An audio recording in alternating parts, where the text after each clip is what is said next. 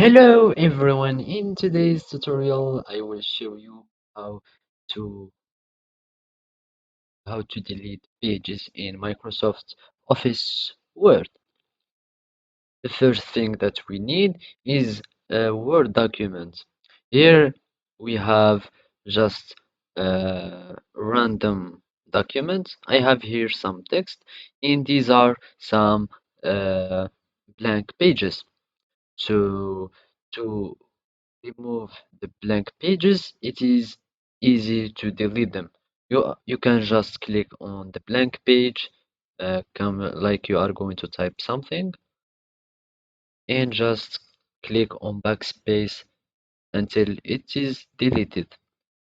As you can see, we are going just to select until it will be deleted.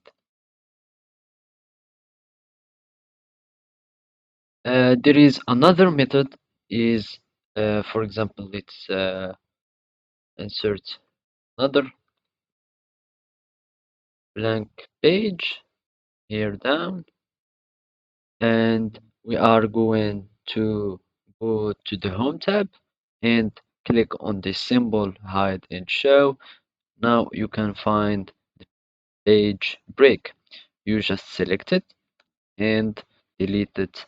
So as you can see, there is no next blank page. But what to do if we have like text in or content in a page? All we are going to do is just click somewhere on the page that you want to delete. Click on Control plus G. It will show this, it will pop up this tab, or you can just go to Home and go to Find and click Go To. We are going exactly this expression in the Go To. Click exactly on this expression and click on Go To and then close, then just click backspace.